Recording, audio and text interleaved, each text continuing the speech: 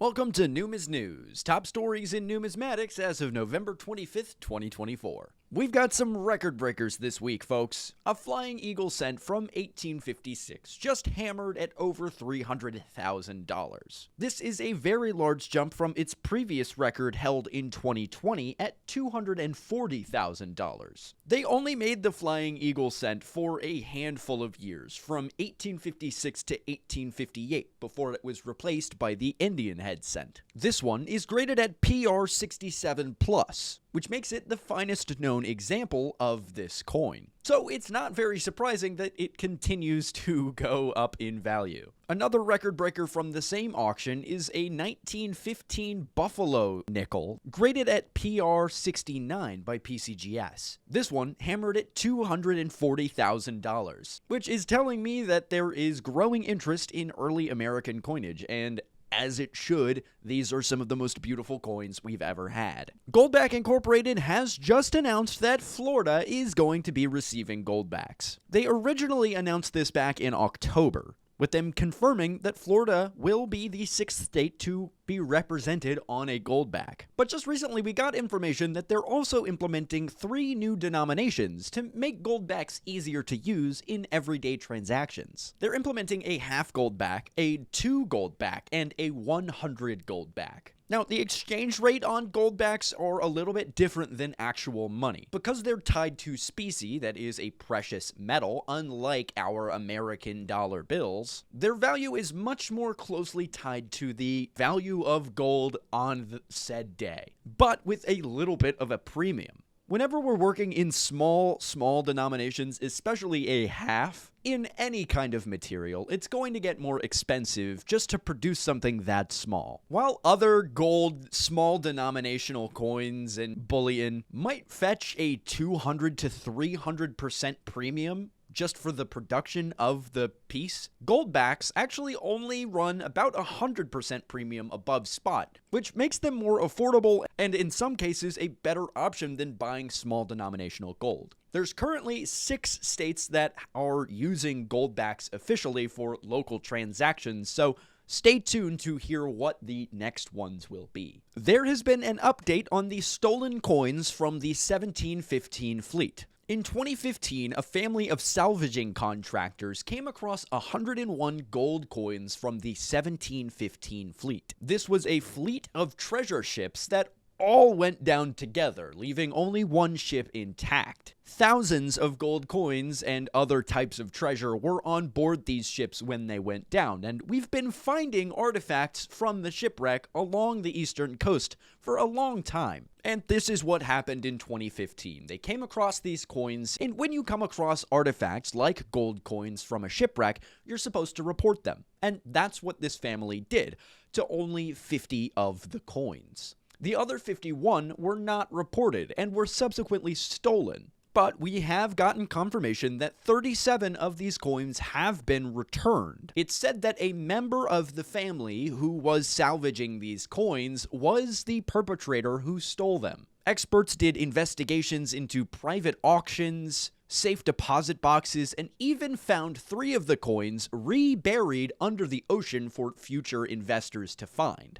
As per Florida state law, all of the coins that have been found are being returned to their rightful custodians. But this story kind of sheds a wider light on the world of numismatic crime. It's out there and it can be very serious, so make sure that your coins are protected. Unfortunately, though, that may be getting harder to do, as a New York Times article has just announced that safe deposit boxes are becoming very difficult to get your hands on. Safe deposit boxes have been a way for people to store their valuables for a relatively cheap cost for a very long time. But now in the age of digital banking, there's just not as much face-to-face interaction at banks.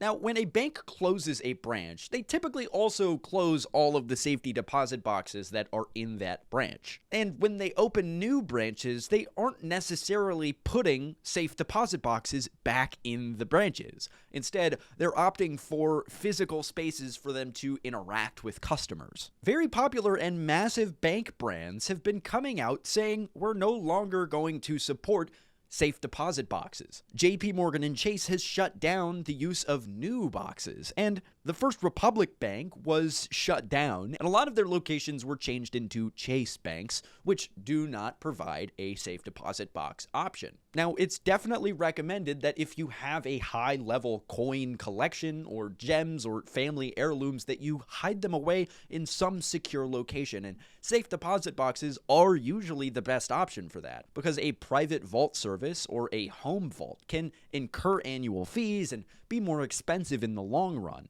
While safe deposit boxes go from anywhere from $15 for a smaller box to $250 for a larger box, and that's not that bad when you consider the value of the things that you're putting inside them. I would maybe reach out to your bank's representative and just ask what their policy is for safe deposit boxes in case they end up phasing them out. You don't want to get caught with your collection out in the open for a extended period of time because you weren't prepared. Let's take a look at the flowing hair coins that were just released in 2024, because one of them has a current bid of $170,000, and I'm gonna break down why. The coin I'm speaking of is a 230 Privy Mark ultra high relief gold flowing hair dollar coin. But previously, in October, the mint released the silver version of this coin. It had a mintage limit of 75,000, a production limit of 50,000, and as of the middle of November, they've sold about 50,000 of the silver coins. Now, 1,794 of the coins were minted with a special 230 Privy Mark that was meant to commemorate the 230 years since the original flowing hair design. The mintage of the Privy Marks is also a nod to the year that they were released, 1794. To add to the rarity, 230 of the 1794 were partnered up with a hand-signed COA.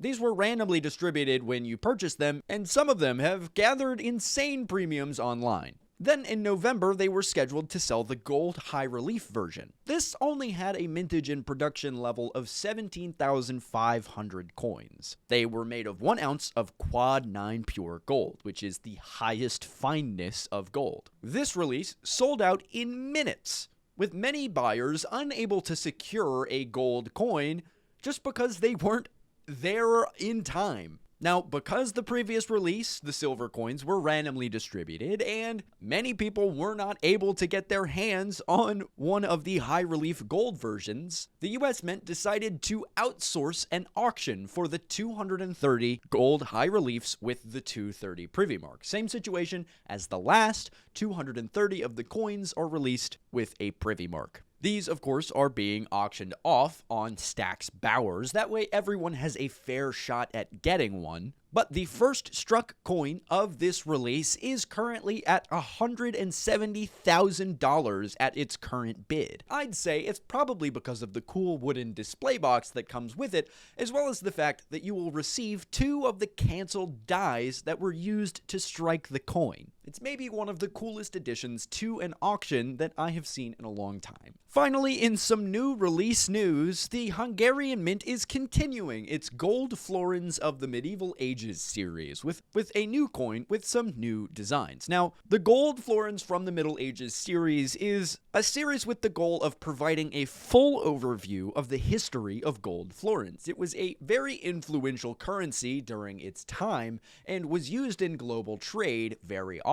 The new design is called the Gold Florin of Ladislaus V. It has a beaded edge, and they conform to the traditional ducat standard of 0.986 fine gold. They are releasing 2 different versions, as they have with the 7 other coins. A normal weight at 3.491 grams that will market at about $489, and they're only making 2,000 of these. They're also releasing a Piedfort weight that is about 13.964 grams. It'll retail at about $14.89, and they're only making 500. They also have a non-ferrous metal version that's selling for like $21, but I think that has a mintage release of like 50,000, and we only talk about rare coins. That's gonna do it for this week's Numismatic News. If you enjoyed this video, please leave a like, subscribe, leave a comment down below what you want me to make a video about next, and make sure you hit the notification bell so you never miss out on this week's Numis News.